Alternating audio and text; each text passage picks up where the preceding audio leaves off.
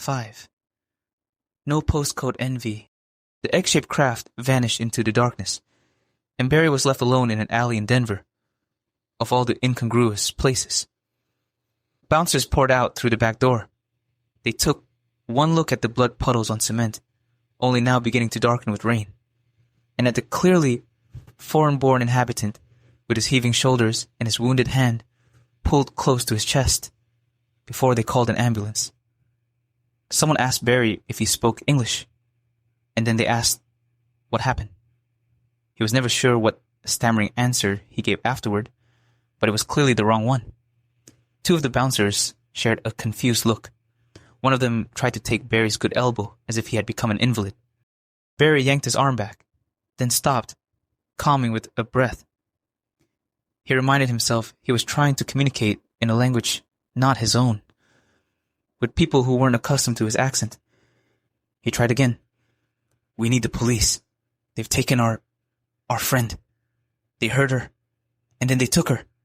We have to go after them." He made a helpless gesture. Somehow, the police came in company with the ambulance and a squad car with flashing lights. While the paramedics inspected the iron burn on his palm, BERI explained what had happened to the police as clearly and concisely as he could, in as much detail as he could remember. When they, too, exchanged looks of alarm, BERI sighed. "We know it sounds mad. It's not. That's exactly what happened." "We?" the female cop asked. "Is there somebody else we should be talking to, sir?" Exasperated, BERI sighed. If these were his people, he'd be giving orders already, and they would be scrambling to obey.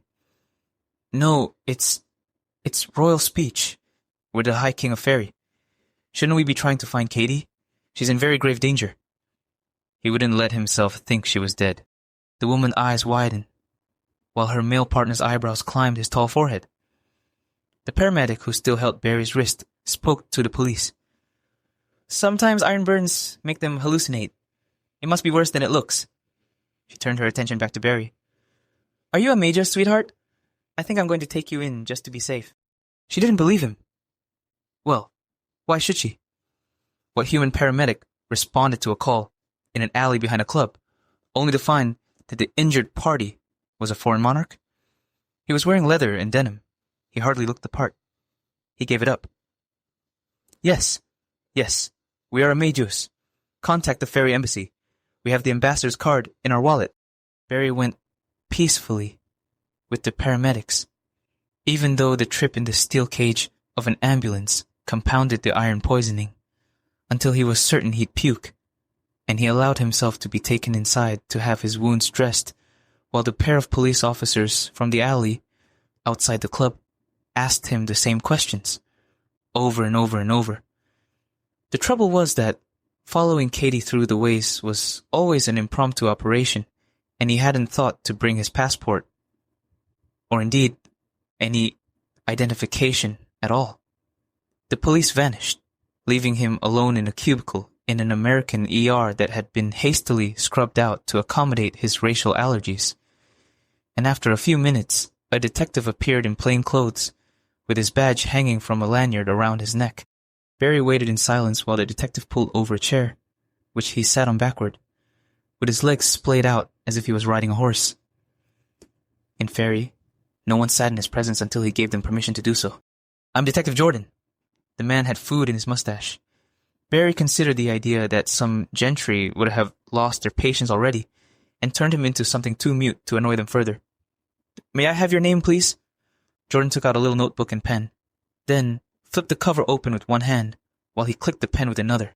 While he sat here with the police, Katie was somewhere with kidnappers who found no compunction in harming her. BERI snapped, "We have given you our name 7 different times.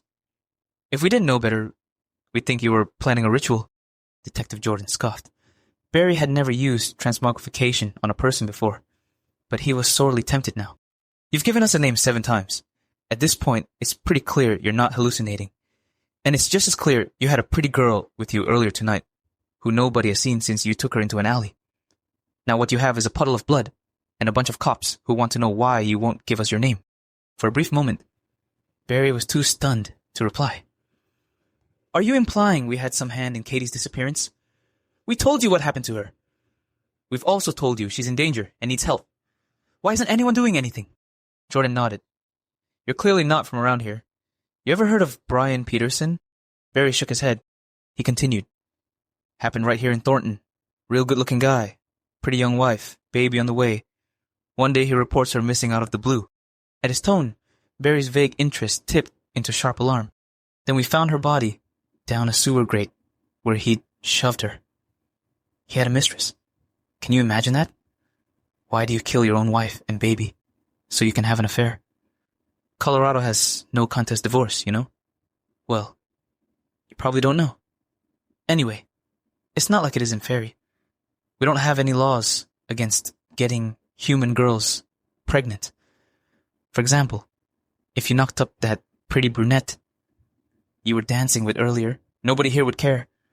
You could even just get an abortion. There'd be no reason to kill her. You don't have to blame space aliens. You could just, tell us where she is. Barry's mouth fell open even as his skin flushed. His emotions were a black, incomprehensible swirl. He forced his jaw shut and swallowed hard before he managed to answer. You think Katie was pregnant? And I harmed her to hide it? Jordan raised an eyebrow. Huh. That royal plural comes and goes, I guess. It was too hard to catch his breath, while his hands were beginning to shake. Barry knew from experience he had about 30 seconds before he completely fell apart. But he was smart enough to use those seconds wisely. We've said all we'll say without a lawyer. That's probably wise. Jordan flipped the notebook shut. We left a message with the Faerie embassy. I'm not expecting to hear back until business hours. Stick around, huh? Barry asked. Are we under arrest? No. But I'll be frank with you, kid. You better hope we find that girl alive tonight, or it's not going to go well for you.